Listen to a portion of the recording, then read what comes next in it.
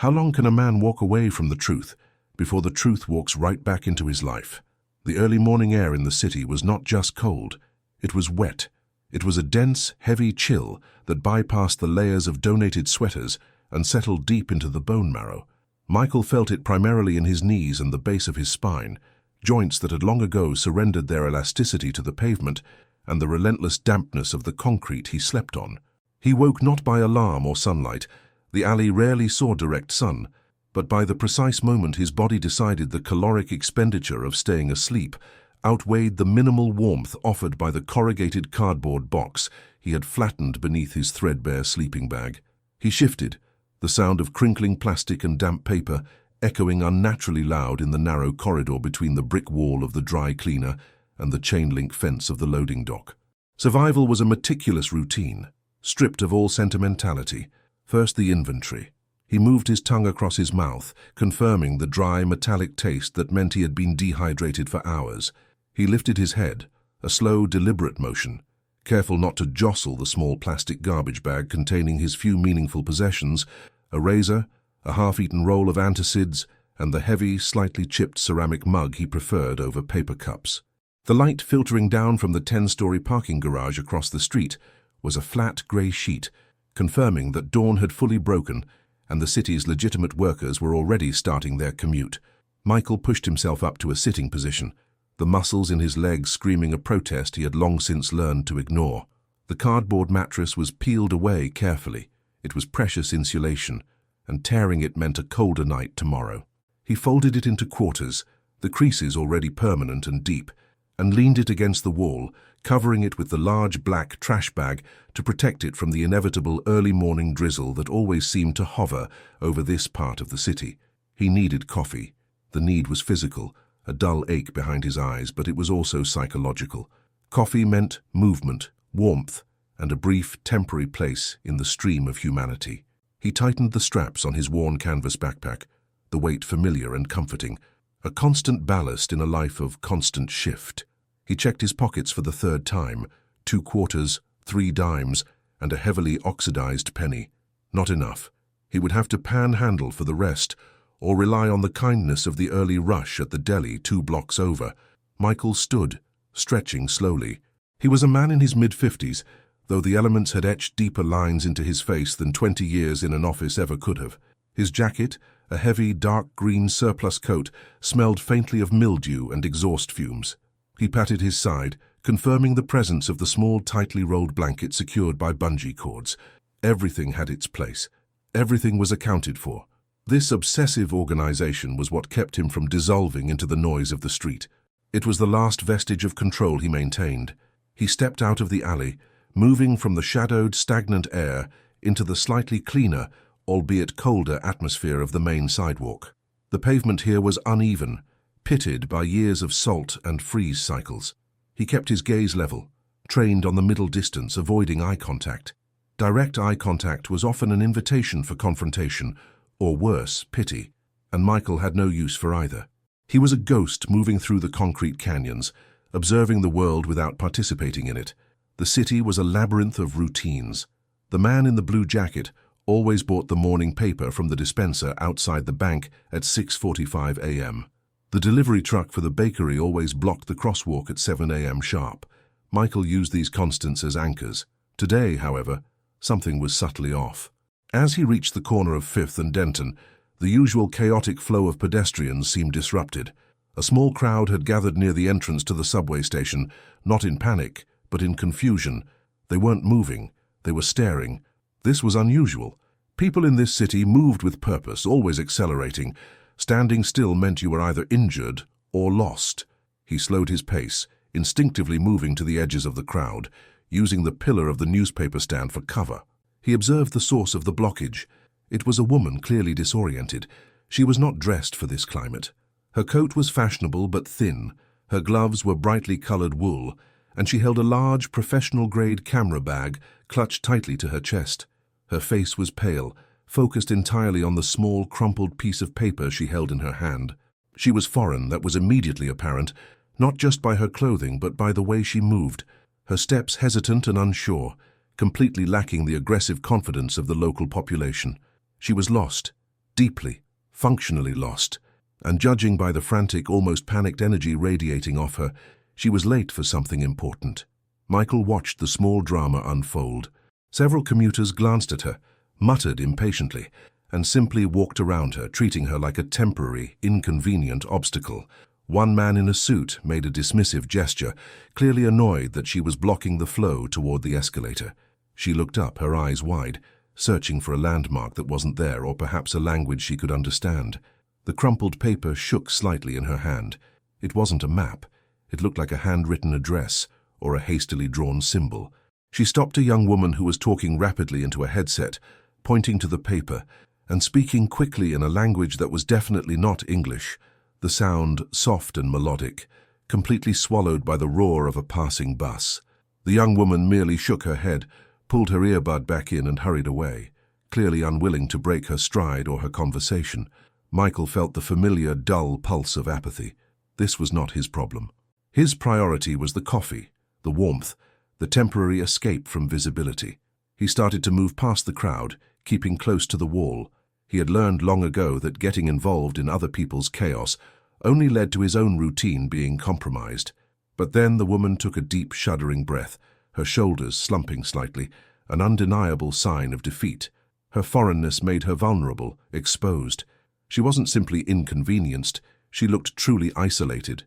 Michael hesitated, one foot planted firmly on the cold sidewalk, the other poised to step forward. He told himself it was the fact that she looked utterly incapable of navigating this specific environment, a vulnerability that mirrored his own inability to navigate the world of steady employment and warm beds. He stopped moving entirely. He watched her fold the paper and then immediately unfold it, a nervous, repetitive action. His survival instinct screamed at him to keep walking. Helping strangers, particularly those who were clearly affluent tourists, held zero direct benefit and carried a high risk of being ignored, or worse, accused of panhandling aggressively. Yet, the raw helplessness in her posture held him captive. He watched her scan the street signs, Denton, 5th, 6th, her brow furrowed in deep concentration, trying to match the cold, hard reality of the intersection with the abstract representation on her paper. Michael sighed, the puff of vapor thick and white in the chilled air. The movement felt heavy, weighted with resignation. He adjusted his backpack again, squaring his shoulders. Coffee could wait 3 minutes. He took 3 slow, deliberate steps toward her, crossing the invisible line that separated the observer from the participant, and prepared to speak the first words he had voluntarily uttered that morning. He took 3 slow, deliberate steps toward her, crossing the invisible line that separated the observer from the participant, and prepared to speak the first words he had voluntarily uttered that morning. "Ma'am," he began, his voice gravelly, dry from disuse and the cold air. It cracked slightly on the second syllable, a sound that felt loud and abrasive in the relative quiet of the subway entrance. The woman flinched violently, pivoting on her heel with a speed that suggested deep anxiety. Her eyes, large and dark beneath a knitted cap, fixed on him. The scrutiny was instantaneous and clinical. She saw the layered, threadbare coat, the backpack that bulged with the disorganized contents of his life, the stubble that had long passed the point of being fashionable, and the gloves, one mismatched, both fingerless, that exposed the chapped, reddened skin of his knuckles. She instinctively took half a step back, tightening her grip on the crumpled paper, bringing it closer to her chest as if it were a valuable passport. Her breath hitched, visible as a small white plume. It was a reaction Michael was profoundly familiar with, the sudden, immediate erection of a social barrier based purely on appearance. He felt the familiar weight of shame, but he pushed it down, focusing only on the objective task. "I'm not asking for anything," he clarified quickly, raising his hands slightly, palms open, a universal gesture of non-threat. "You look lost. That address you're holding, is it near here?" He kept the distance between them wide enough to be respectful, but close enough to be heard over the rumbling of the city's early traffic. The smell of exhaust fumes and wet concrete permeated the space.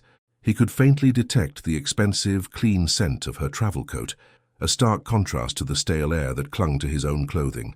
She stared at him for a long moment, her brain clearly working overtime to process the English, the context, and the immediate threat assessment. Her hesitation stretched the silence taut. She finally spoke, her voice thin, accented heavily, and marked by uncertainty. I am needing 53rd Street, number 4119. Do you know? She held the paper out tentatively, still keeping her body angled away, ready for flight. Michael slowly closed the remaining distance, careful not to make any sudden movements. He focused his gaze entirely on the paper, avoiding eye contact for a moment, letting her feel less exposed. The paper was cheap, almost tissue-thin, covered in hurried, elegant cursive script that was certainly not English. The address, however, was written clearly in block numbers. 419 W 53rd Street. Michael nodded slowly, recognizing the location instantly. It was a peculiar address tucked away in the back end of an alley near a cluster of old renovated warehouse buildings, a spot rarely visited by straightforward tourists, usually reserved for niche businesses or private studios. Yeah, I know it, Michael confirmed. It's tricky. If you follow the main road, you'll walk right past the turnoff and you'll end up 4 blocks too far north. The numbering sequence gets messed up down there because of the old rail yard. He pointed with his chin toward the massive, intimidating canyon of high-rises ahead. You are heading the wrong direction for the fastest route. If you go that way, you'll lose 20 minutes walking around the construction site on 7th. The complexity of his explanation seemed to momentarily override her fear. She blinked, absorbing the detailed, specific knowledge he possessed. This wasn't the rambling of a panhandler.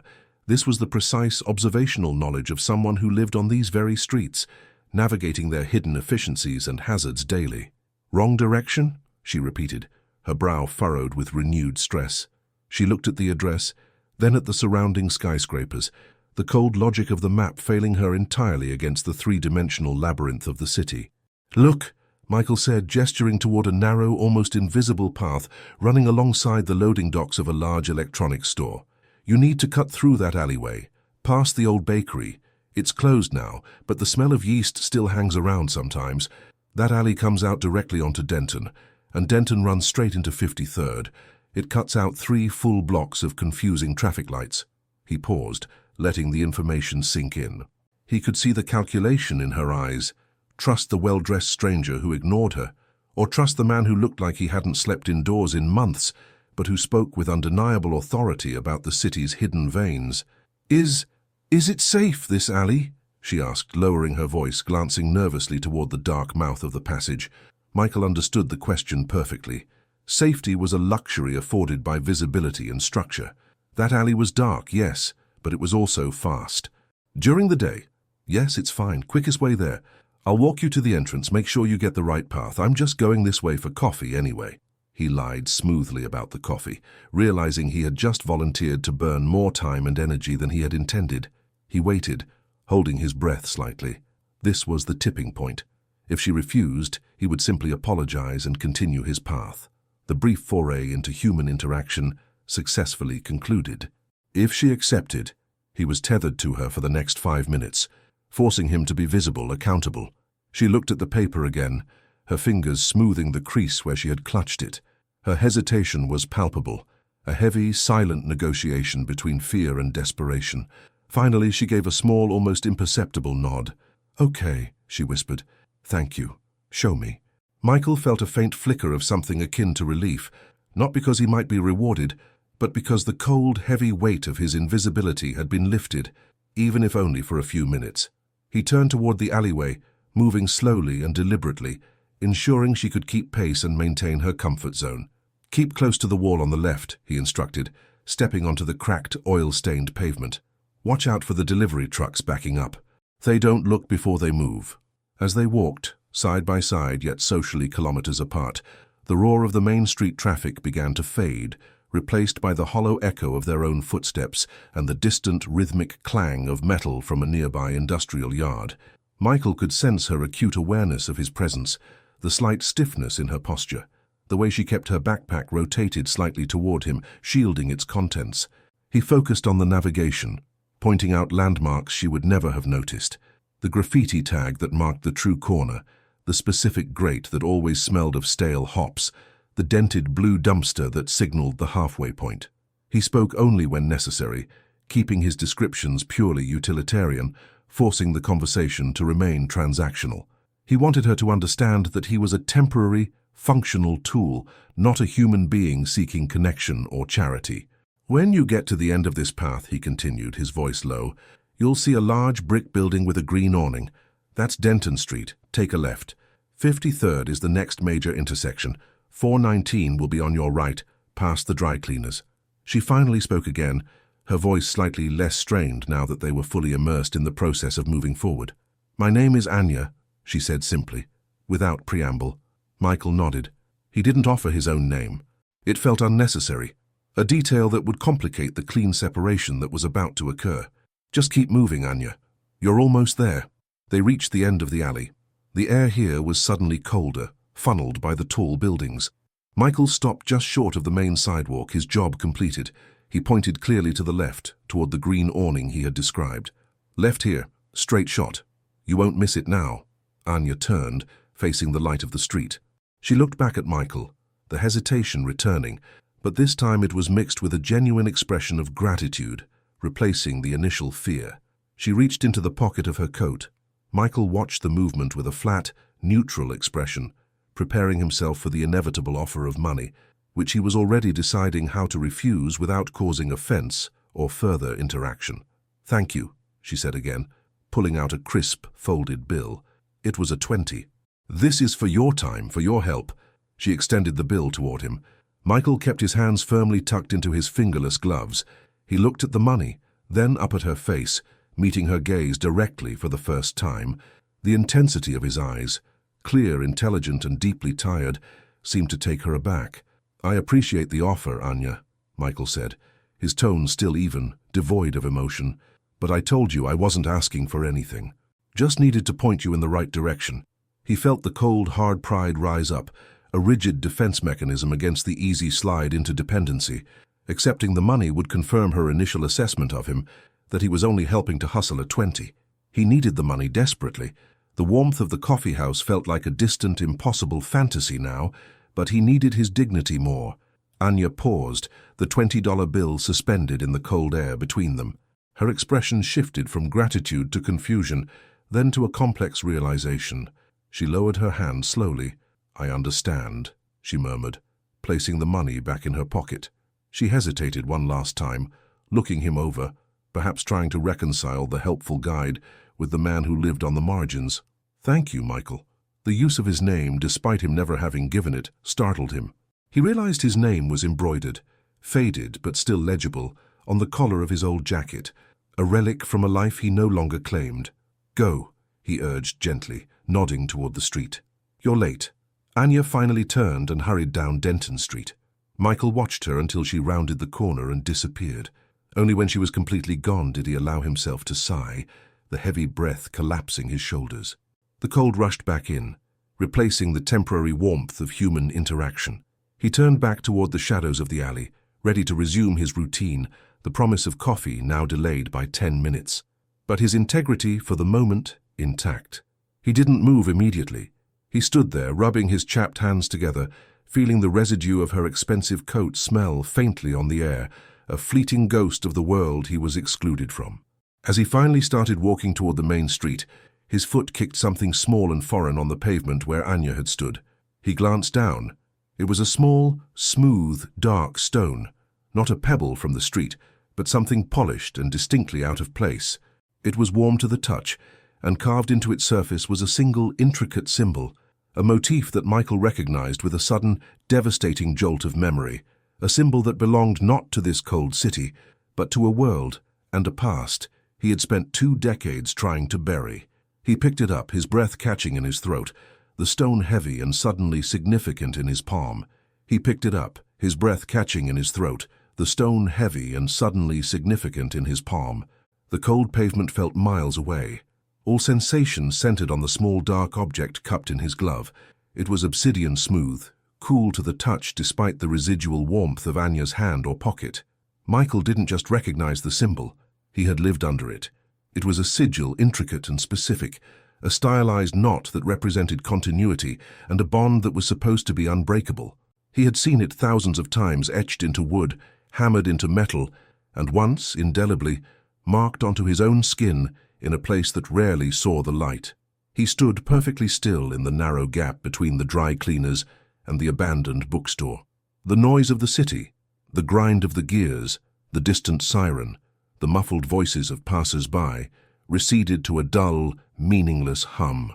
The air, already sharp with the threat of ice, seemed to thicken around him, suffocating. This symbol did not belong here. It was geographically impossible, culturally alien to the concrete canyons of this city. It belonged to a small, enclosed community half a world away, a community he had systematically eradicated from his memory 2 decades ago, when he chose to become nothing. Michael's vision tunneled. The stone in his hand felt less like an object and more like a live wire, shocking him out of the carefully constructed apathy that defined his existence. He had spent years ensuring his life was unremarkable, predictable, invisible. Now this single polished rock had ripped the floor out from under that foundation. He clenched his fist, the edges of the stone pressing hard against his palm through the thin wool of his glove, a sharp, grounding pain. His mind, usually slow and focused solely on the next hour's survival, began to churn with a terrifying velocity. Anya, the foreign visitor, the lost tourist. He replayed the entire interaction, analyzing her every move with a clinical urgency.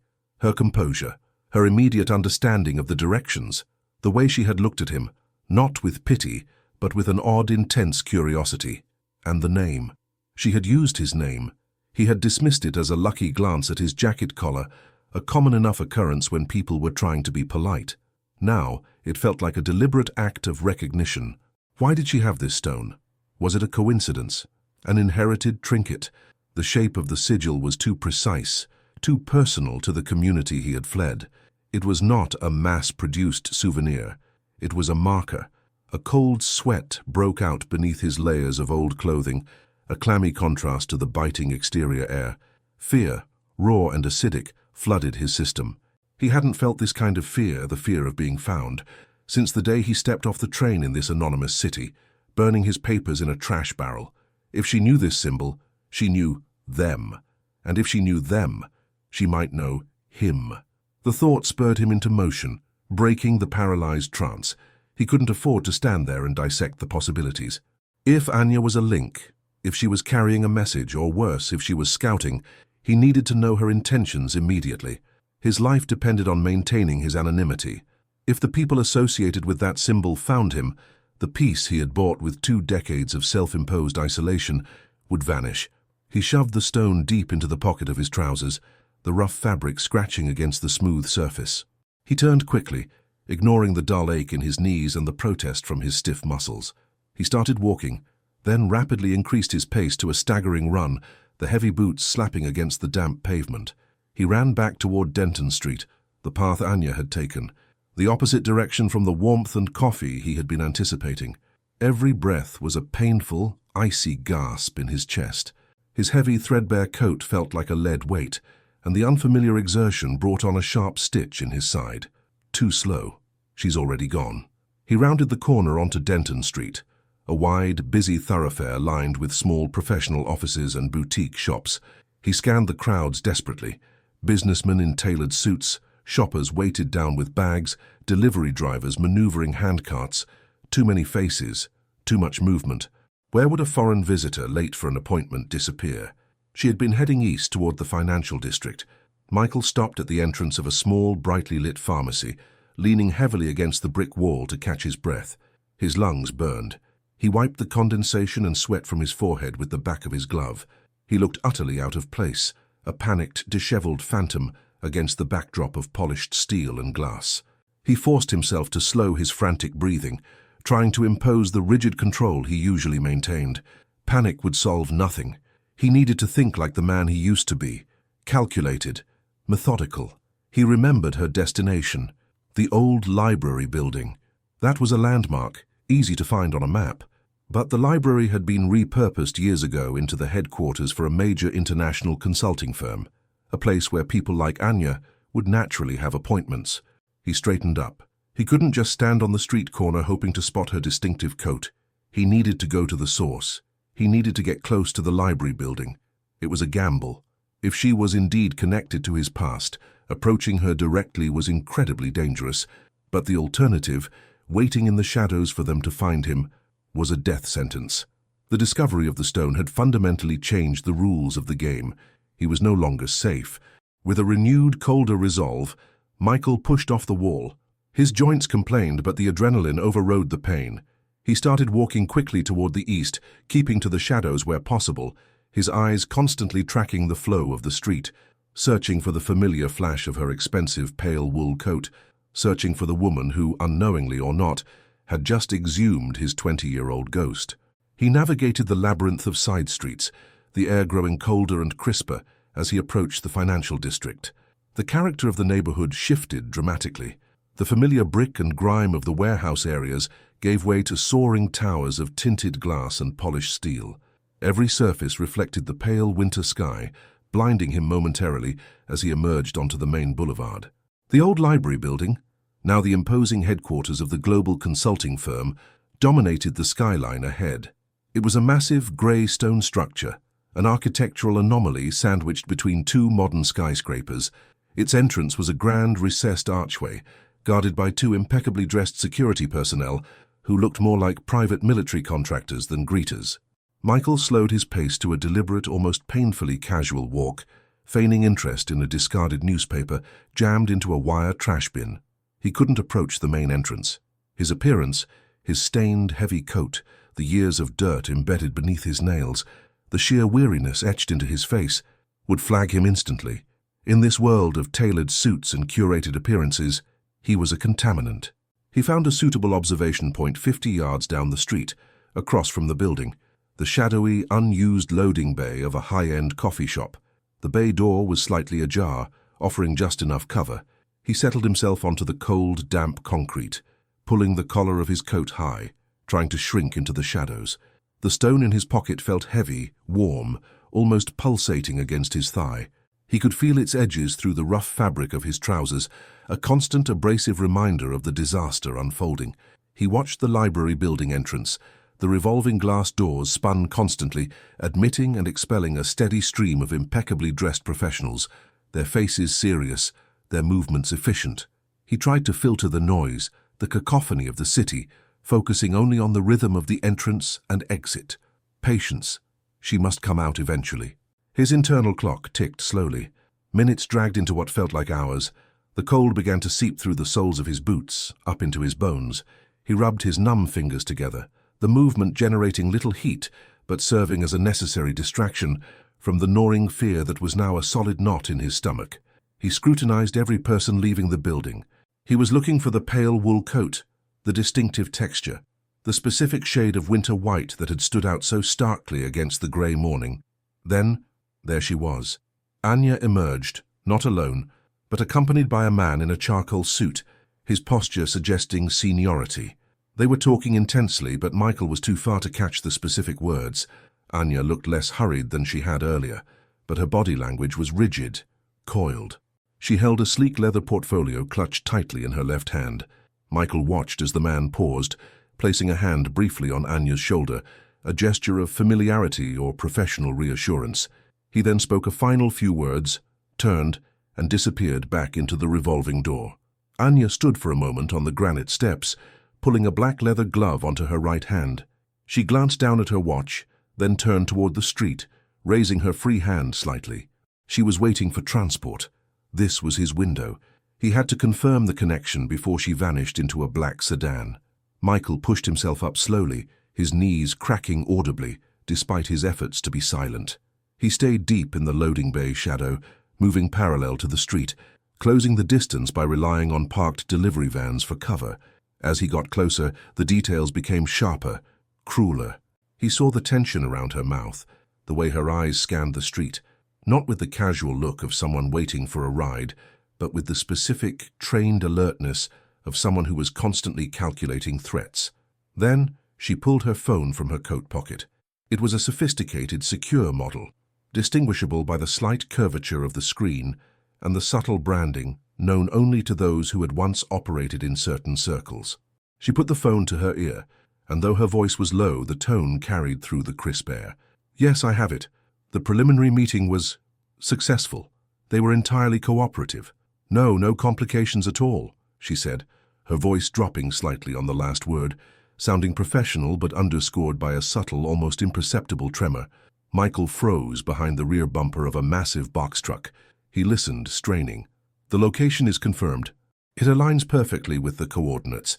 The structure is stable, though the entrance is disguised. I will require the retrieval team to be in position by 0300 local time. Understood. I will send the preliminary visual confirmation now. Anya quickly snapped a picture of the building entrance with her phone, then lowered it, her face momentarily reflecting something Michael hadn't seen before, a deep, almost frightening exhaustion. She was not just a messenger. She was an operative, and she was initiating a retrieval. Retrieval? Of what? The pieces slammed together in Michael's mind with the brutal force of an impact. The stone was not a coincidence. It was a fragment, a key. And whatever she was retrieving, whatever structure they were targeting, it was connected to the same organization that had hunted him 2 decades ago, the organization whose symbol was etched into the rock in his pocket. Suddenly, a black, unmarked sedan with tinted windows pulled smoothly to the curb directly in front of Anya. The back door opened instantly. Michael watched as she prepared to step off the curb. He had mere seconds. He needed a closer look at her, a definite confirmation of her identity beyond the general uniform of the organization. He needed a name, a rank, something concrete. He took a sharp breath, ignoring the protesting ache in his ribs, and risked leaning out slightly from the cover of the truck. As Anya stepped into the street, preparing to enter the car, she momentarily adjusted her collar, and for the briefest fraction of a second, the light caught the delicate silver chain around her neck. Hanging from the chain was a small, ornate locket, a familiar design, intricately carved silver. Michael's blood went cold. He knew that locket. It was not a standard-issue piece of equipment. It was a family heirloom. It was the locket he had given to his wife, Sarah, 25 years ago, before he went into the field for the last time. It was the locket that was supposed to be buried with her. He felt a deep, dizzying lurch in his equilibrium. The street, the towering buildings, the sharp cold, all of it blurred into a meaningless background. The world narrowed to the sight of that silver locket resting against the pale wool of Anya's coat. The possibility was astronomical, impossible, a cruel joke played by the universe, yet the visceral certainty of recognition was overwhelming. Anya, retrieval, the symbol, the locket. She wasn't just connected to his past. She was a direct, impossible consequence of it. He staggered backward, leaning heavily against the cold metal of the truck, fighting the sudden, paralyzing urge to vomit. He squeezed his eyes shut, trying to reject the image, the implication. Who is this woman? The car door slammed shut with a heavy, muted thunk. The sedan pulled away from the curb instantly, merging seamlessly into the flow of traffic, disappearing toward the west. Michael stood rigid, motionless, even after the sound of the engine had faded completely. The cold air burned in his lungs, but he barely registered it. His 20 years of isolation, the endless grinding labor of keeping himself invisible, had just been destroyed, not by a threat, but by a ghost wearing a familiar piece of jewelry. He reached into his pocket and pulled out the smooth obsidian stone. He stared at the deeply etched symbol, the stylized raven's head, then looked down the busy street where the black sedan had vanished. He had run from the organization. He had run from his identity. He had run from Sarah's death. But he had never imagined that the key to his past would involve someone wearing the only tangible piece of her memory he had left. The cold resolve that had propelled him to the financial district was now replaced by a terrifying, agonizing clarity. He was no longer trying to avoid a threat. He was following a bloodline. He was hunting a truth that might destroy him entirely, but which he could no longer afford to ignore. He carefully tucked the stone back into his pocket, its weight now feeling less like a warning and more like an anchor. He turned away from the corporate headquarters and began walking briskly, not back toward the familiar shadows of his usual territory, but in the direction the black sedan had taken. He had to find out where they were going and what 0300 local time meant. He had to know who Anya was and why she carried his wife's locket. This was no longer about survival. It was about the retrieval of his own history. The cold air whipped around Michael, carrying the metallic scent of diesel and the faint, sweet smell of a nearby bakery starting its morning production. His initial staggering shock gave way to a cold, razor-sharp focus that had been dormant for 2 decades. The shift was immediate and terrifyingly complete. The lethargic, defensive posture of the homeless man evaporated, replaced by the taut, observational efficiency of a trained operative. He did not run. Running drew attention. He maintained a brisk, purposeful stride, his eyes scanning the traffic lights and the geometry of the surrounding buildings. The black sedan had turned west, which meant it was heading toward the river, and the cluster of high-end, heavily secured corporate residences that dominated the western edge of the financial district. He knew those buildings. They were designed for discretion and short-term, high-value occupancy. They were perfect for an operation that needed to be conducted quickly and without local scrutiny. His mind was a relentless, agonizing loop. The locket, the impossible locket. He forced his thoughts back to the object itself, refusing to let the emotional tsunami of Sarah's memory drown his operational awareness. It wasn't just a silver locket, it was the silver locket. He remembered the weight of it in his hand when he had bought it in Vienna, the jeweler meticulously engraving the stylized Celtic knot, a symbol of eternal connection, a cruel irony now. The clasp, a tiny specialized lever he had installed himself to prevent accidental loss, was visible even from his distance. It was unmistakable. If that was Sarah's locket, then Anya, the woman he had pulled from the freezing rain, the woman who spoke of retrieval and coded timelines, was somehow tied to the most secure, most guarded secret of his life. He walked 5 blocks, utilizing the shadows of scaffolding and the temporary cover of newspaper kiosks. His boots pounded a steady, rhythmic cadence against the pavement. His joints protested the sudden exertion after years of minimized movement, sending dull aches through his knees and back, but the pain was distant, muted by adrenaline. He needed elevation. He needed confirmation. He veered off the main thoroughfare and cut through a narrow service alley, the stench of stale garbage momentarily overwhelming the city air. He emerged onto a quieter side street, dominated by the blank, unforgiving granite facade of a major bank headquarters. Across the street stood a 20-story parking garage, mostly empty at this hour, offering the height and line of sight he required.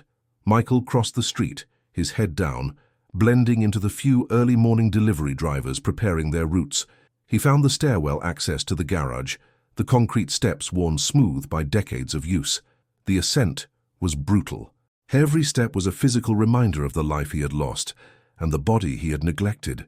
By the time he reached the 7th floor, he was breathing in ragged gasps, the cold air searing his lungs. He positioned himself behind a massive concrete pillar, providing cover from the street below, and the occasional security camera affixed to the neighboring buildings. From here, he had a panoramic view of the target area. 3 monolithic towers, all dark glass and polished steel, spaced equidistant from each other, known collectively as the Trident Complex. He pulled the obsidian stone from his pocket, rubbing the cool, smooth surface. 0300 local time.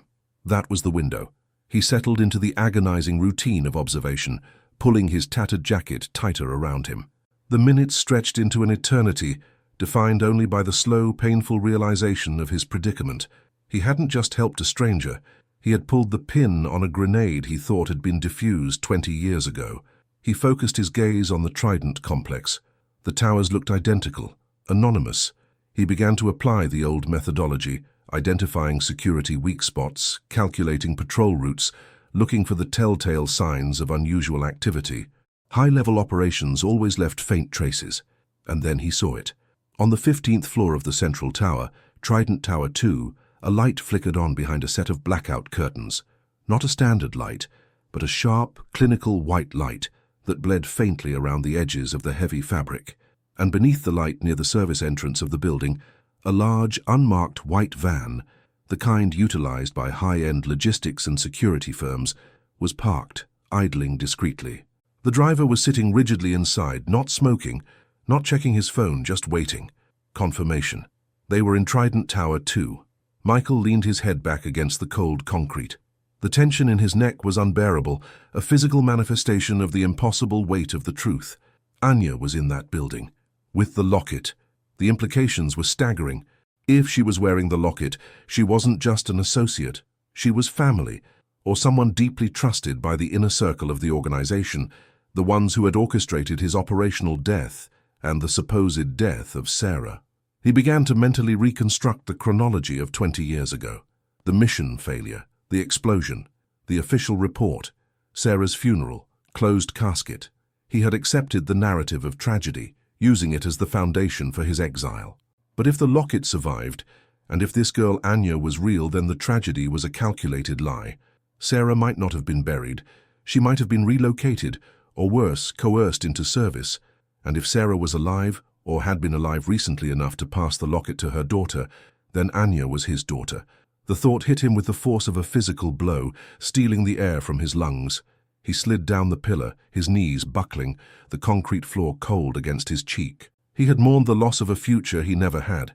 Now the future was standing 15 stories above him, wearing the only tangible proof of the past he had left. The clock on a nearby bank tower glowed a stark red, 02:15 a.m. He had 45 minutes before 0300 local time. 45 minutes to decide whether he would remain Michael, the ghost, the survivor, or become the man he used to be. The man who would tear down a skyscraper to retrieve his own blood. His hands trembled uncontrollably. He had survived wars and betrayals, but the terror of this biological connection was absolute. He had to get inside. He had to see her up close, without the rush of the street or the shock of the snow. He had to confirm the truth that the silver locket had screamed to him. Survival was irrelevant now. Retrieval was everything. Michael stayed crouched beneath the concrete pillar, forcing his breath into steady, silent intervals. The cold seeped through his jacket, through his skin, as if the entire building were trying to freeze him in place, to keep him from moving toward the truth he had avoided for 2 decades. But the clock continued its merciless advance. 02:17 a.m. 43 minutes left. He rose slowly, bracing one hand against the pillar, as the joints in his knees protested. Pain would have to be an afterthought. He moved toward the open edge of the garage floor, scanning the street again. The white van was still idling. A second figure, someone wearing a comms earpiece, had stepped out from the building's service entrance, surveying the perimeter with practiced detachment. The retrieval team was taking position. Inside that tower, on the 15th floor behind blackout curtains and surgical lighting, was the answer to the question that had shattered him. Anya, the locket, the organization, Sarah. He tightened his grip on the obsidian stone. It no longer felt like a remnant of warning. It felt like a directive. He crossed the garage toward the stairwell, descending the 7 levels with far more speed than he had climbed them. Adrenaline cut through the stiffness. His senses sharpened into their old configuration. Every sound isolated, every shadow evaluated, every possible threat catalogued and filed. He hit the ground level and slipped into the alley that paralleled the Trident complex. The service entrance of Tower 2 was flanked by an access hatch, leading to the building's older ventilation infrastructure. He remembered the blueprints, long since outdated but rarely replaced in structures this fortified. If the organization had taken over the 15th floor, they would have rerouted internal security, not external architecture. He knelt beside the metal grate. The bolts were corroded, brittle. He wedged a discarded metal rod beneath the edge and applied slow, even pressure. The rust gave way with a muted snap. He slid inside. The narrow shaft smelled of dust, cold metal, and the faint chemical sting of sterilizing agents. He moved carefully through the cramped tunnel until he reached the vertical conduit. Climbing was agony. Halfway up, his arms trembled with fatigue, but the image of the silver locket swung through his mind and forced him upward. When he reached the 15th floor vent, he paused. Voices, faint, clinical, bounced through the ducts. A confirmation expected at 0300 hours. The subject should already be sedated. Are you certain she hasn't noticed the discrepancy? She's too focused on the objective. Emotionally compromised operatives are easier to steer. Michael's chest tightened. Emotionally compromised. That meant Anya. They were manipulating her, using her, and if she was truly his daughter. He pushed the vent cover out with a controlled movement and lowered himself into the dim, silent corridor. The floor was polished concrete, industrial and sterile. The walls were lined with temporary partitions, an improvised research installation disguised within a corporate structure. He moved forward, sticking to the shadows. At the far end of the hall, a reinforced door stood partially open, light pouring from within. 2 silhouettes moved across the room, one tall, rigid, the other seated.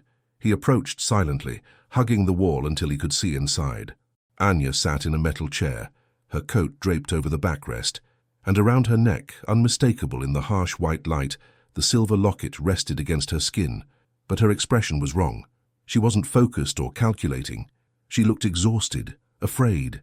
Her eyes were bloodshot, her shoulders tense. The operative standing beside her tapped at a tablet. "You'll be moved again at 0300. The coordinates are final." Anya's voice trembled almost imperceptibly. "And after that?" "That depends on what he does." She whispered. Michael froze. The operative smirked, unaware of the shadow at the edge of the doorway. "The man the organization has been waiting for. The one with the key. The one who vanished. He'll come for you. They're counting on it." Anya swallowed hard. "Why would he come for me? I don't even know him." "You will," the operative replied. "When you see him, you'll understand." Michael felt the world tilt beneath him. This wasn't a retrieval mission. It was bait. A trap carefully constructed over years, using the one thing they knew he couldn't ignore, the possibility of blood. But why the locket? Why her? The operative stepped closer to Anya. "You should consider yourself fortunate. Not everyone gets selected for lineage reconstruction." Lineage. The word carved through Michael's chest like a blade. He stepped into the doorway before he even realized he had moved. The operative turned and froze at the sight of him.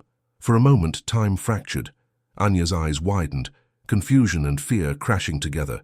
The locket glinted softly against her trembling chest. Michael met her gaze. She didn't look like Sarah. Not exactly, but the shape of her eyes. God, the shape of her eyes was identical. A mirror he never knew existed. "Anya," he said, his voice barely a whisper, but it carried through the cold white room like a gunshot. The operative reached for his sidearm. Michael lunged first. The struggle was fast, brutal, silent. 20 years of rusted muscle memory igniting into violent precision. The man hit the ground with a choked grunt, the weapon skidding across the floor. Michael kicked it aside. Anya remained frozen in her chair, eyes locked on him. Her breath hitched, and she seemed to shrink into herself, as if bracing for an impact she couldn't yet define. He raised his hands slowly, showing he carried no weapon. "I'm not here to hurt you," he said, voice trembling with a mixture of terror and awe. "I came because I think—" He stopped. The truth lodged in his throat like a stone. Anya looked down at the locket, touched it gently, then looked back at him. "My mother had this," she whispered. Michael's vision blurred. He took a step closer. "So did mine," he said. Before either could speak again, alarms erupted through the floor, shrill, violent, shattering the fragile moment. Red emergency lights bathed the hallway in frantic pulses. The retrieval team had been activated. Michael turned toward the door. "Move!" he barked. Anya stood, unsteady but focused now. Whatever uncertainty had held her, dissolved in the face of imminent danger. She grabbed her coat, shoved the locket beneath the collar, and ran toward him. They sprinted together into the corridor as armed operatives thundered up the stairwell.